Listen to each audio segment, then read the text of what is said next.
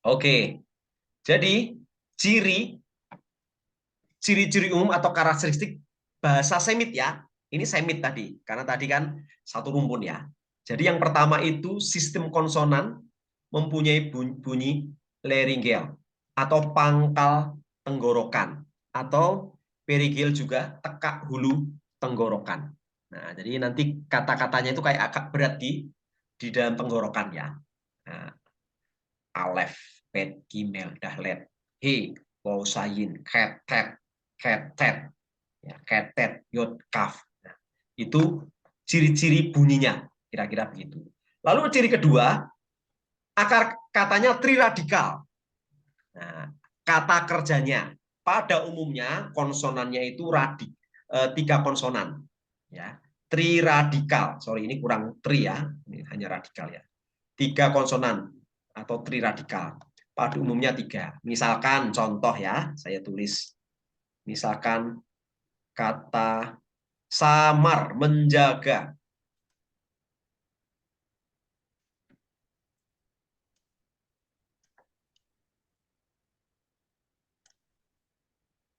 Nah, kata kerja ini tiga konsonannya. Mana konsonannya? Konsonannya yang ini satu, dua, tiga. Oke, kalau ini vokal, nanti kita akan belajar ya pelan-pelan. Ini vokalnya ini. Nah, vokalnya. Konsonannya, kalau bahasa Latin apa konsonannya?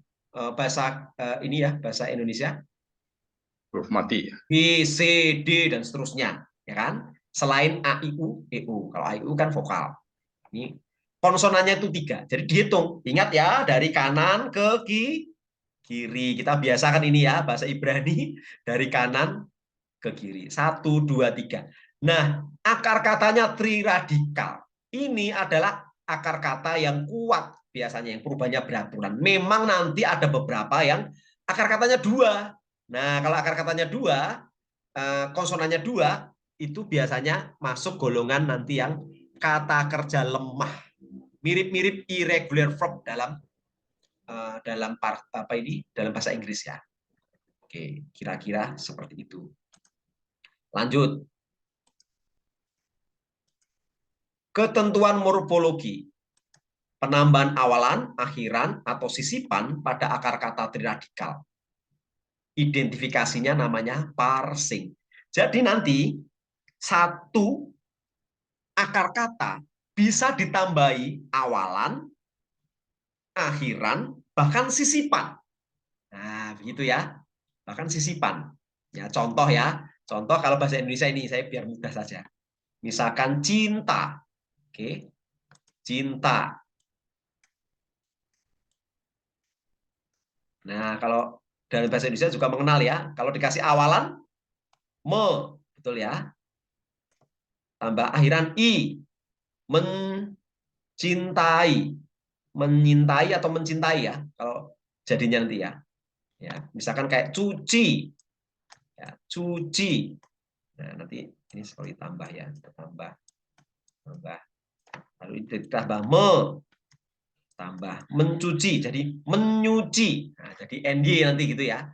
Nah, ini mirip-mirip seperti ini. Nah, ini identifikasi dari sebuah kata di dalam teks kita itu artinya parsing. Ya, namanya parsing. Itu dia. Ada awalnya tidak, ada akhirannya tidak, ada sisipannya tidak. Dari akar katanya apa, akar katanya. Akar kata aslinya apa. Nah, identifikasi itu namanya parsing. Oke, sudah pernah dengar ya parsing, diparsing dulu. Nah, itu artinya seperti itu.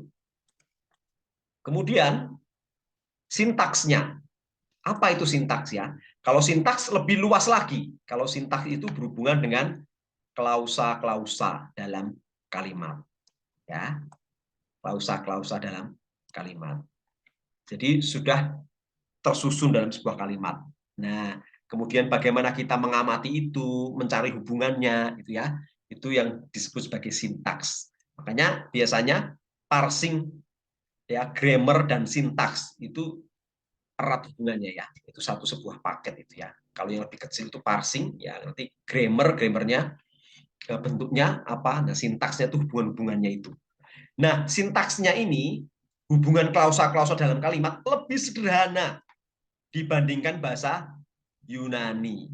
Nah, kapan saudara kelas kita belajar bahasa Yunani? Jadwalnya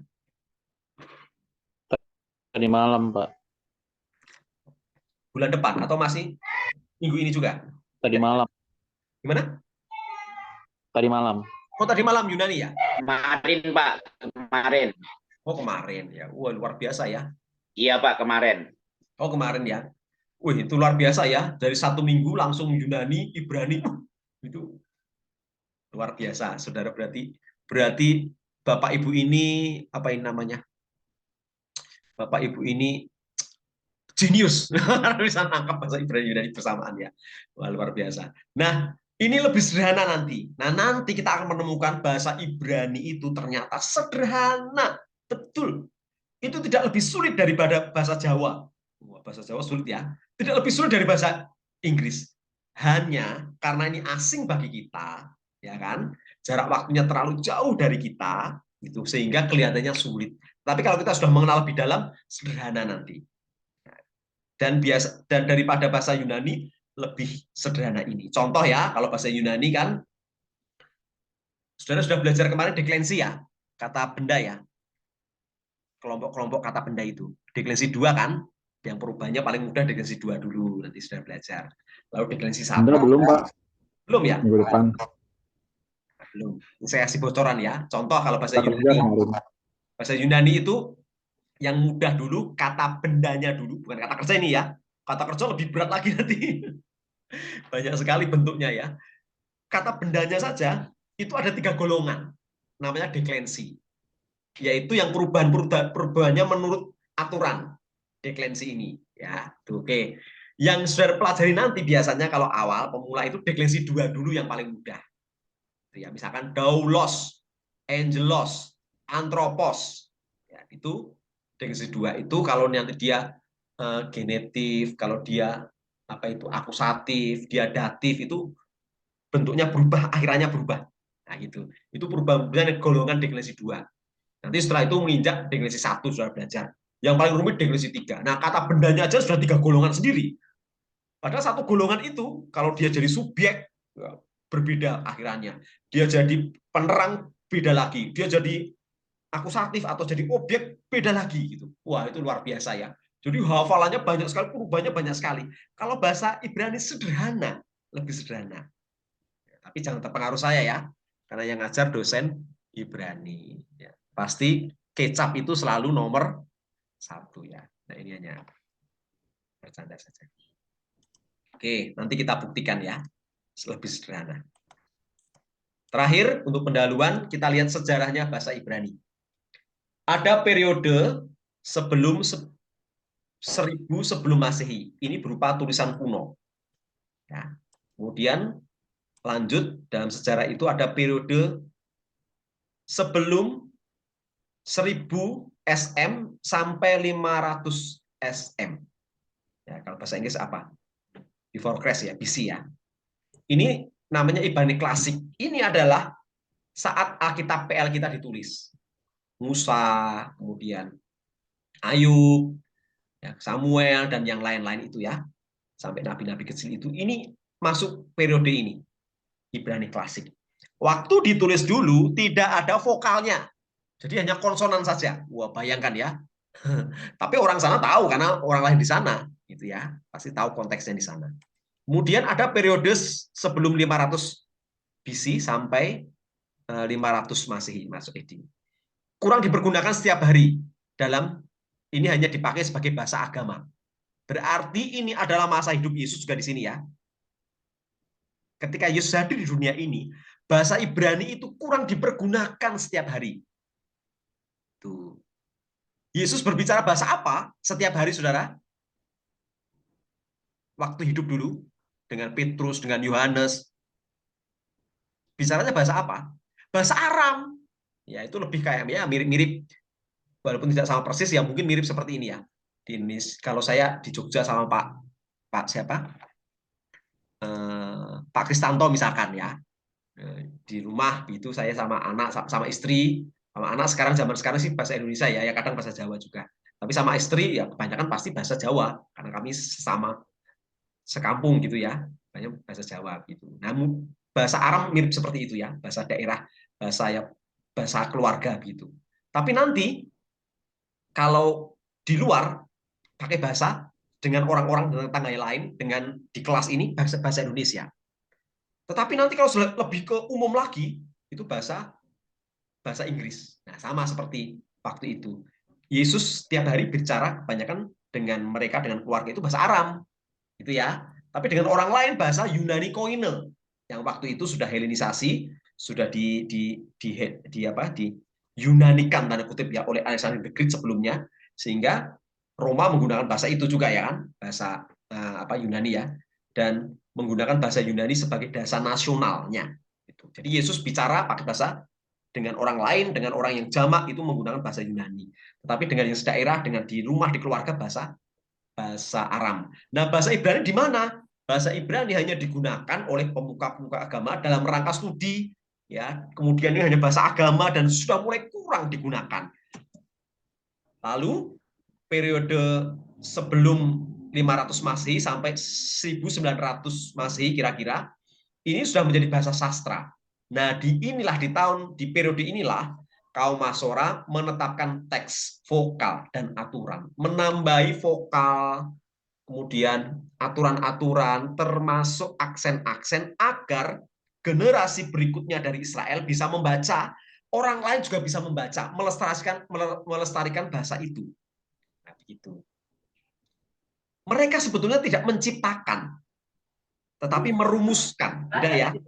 Jadi sebetulnya apa itu susunan-susunan konsonan-konsonan itu sudah mengandung vokal sebetulnya, yang kemudian dari dirumuskan oleh kaum Masora ini, Masora ini, sehingga menjadi sebuah teori. Itu aksen-aksennya juga begitu, dari fenomena konteks mereka yang mereka tahu kita tidak tahu, kemudian dibikin rumusan sehingga kita sekarang bisa membaca. Kalau ada aksen keras, aksen lambat, aksen cepat, nah kapan kita baca cepat, kita baca lambat, kapan kita pisah itu.